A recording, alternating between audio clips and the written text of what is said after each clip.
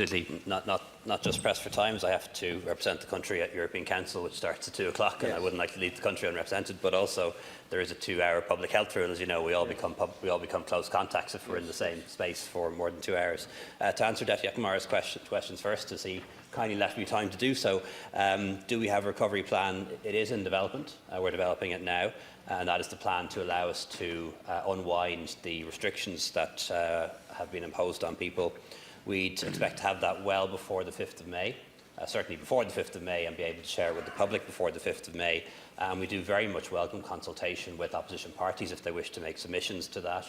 And there is engagement with unions, employers and different sectors of society as to how that can best be done. There is an app being developed by the HSE. I don't know if it's going to be ready or not before the 5th of May. Certainly we would like it to be ready before the 5th of May. And I don't know whether it's open source data content. I don't know enough about that area, but I will find out and get back to you about that. In terms of the criteria, they're essentially the criteria set out by the World Health Organization.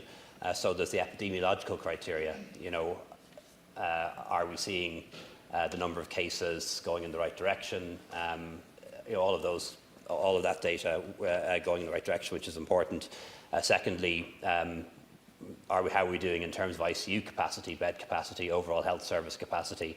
And then as well, do we have the testing and contact tracing in place to respond to a second peak or a return, if you like, of the virus if that were to occur? So they're the kind of criteria that come in. I think another deputy, perhaps Deputy Kelly. So that you could answer the questions rather than repeat them to me. Which question didn't I answer, sorry? What are the criteria in terms of transmission rates? What are the criteria in terms of ICU capacity? And around the app, I mean, I can tell you that the Department of Health are currently saying that it won't be open source, and my fear is that it will lead to a similar fiasco to the Public Services Card, which Philip Alston, the UN Special Rapporteur for Human Rights, said had no lawful basis and obviously didn't have buy-in from the public. We need buy-in for any app that's going to be developed. Okay, on the open source issue, I don't know. I'll check that out and come back to you. It's just not an area that I have particular expertise in. The criteria, we don't have exact numbers for these yet. You know, if there are going to be magic numbers, they aren't set yet. We've no advice on that from NEFID yet, but they are the instance of transmission, including in relation to outbreaks in residential and other healthcare settings, ICU occupancy, which is an indicator of transmission in the community, public health capacity, that is having adequate testing and contact tracing in place. So they're the criteria. I may, in the time allowed, I'll try and touch on some of the other things that people mentioned. Just to say, in relation to the government's response to COVID, and it's not just the government, it's the wider government, the HSE, healthcare staff, all of us who are fighting this virus.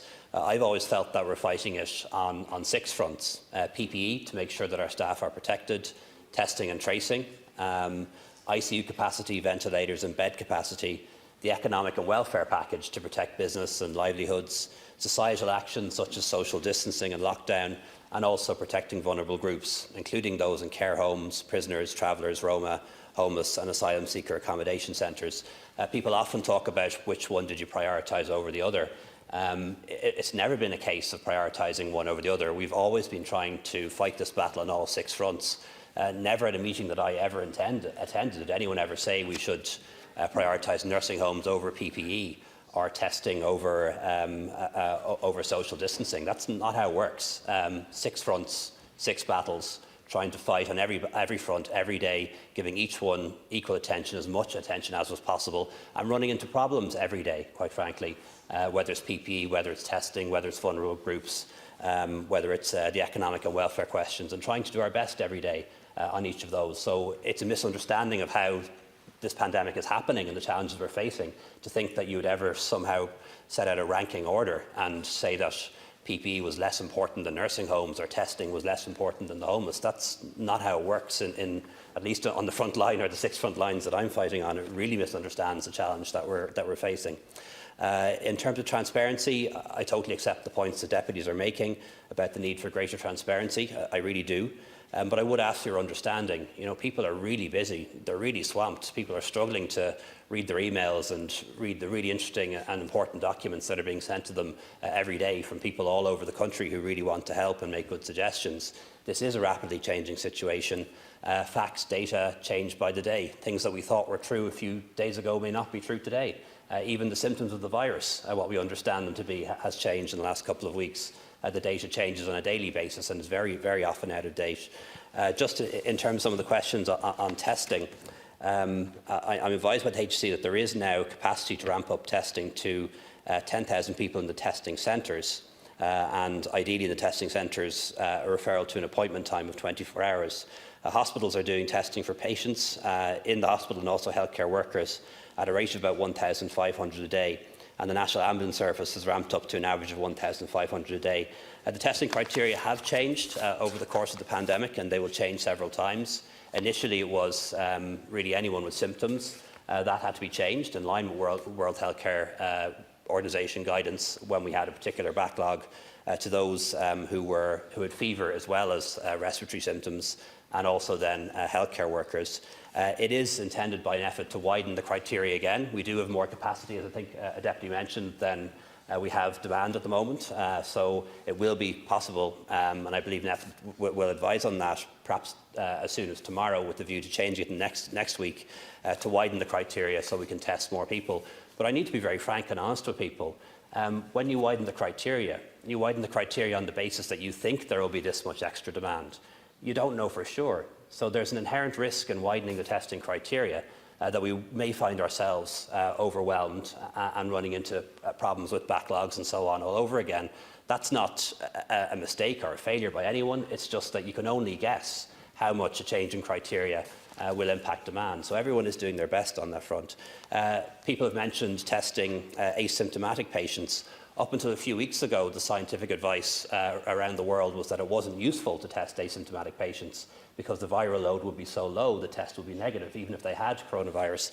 That has now changed. It now appears that you can pick up coronavirus, SARS-CoV-2, in patients that are asymptomatic. So the criteria, up until recently, people will be aware now that for the first time, we're probably one of the few countries in the world doing this, if not the only one, we're testing asymptomatic patients in nursing homes where there's been an outbreak. 2 or 3 weeks ago, the science was that those tests wouldn't have been valuable, and we didn't have the capacity to do it anyway. But we were always testing symptomatic patients, both in the community and the nursing homes all along.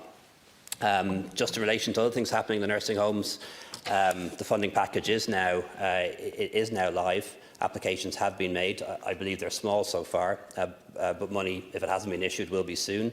PPE deliveries are regular. Testing, as I mentioned, is underway. Absolutely would have liked to have done that sooner. If it had been possible, it wasn't possible because of the backlog and because of the prioritisation advice.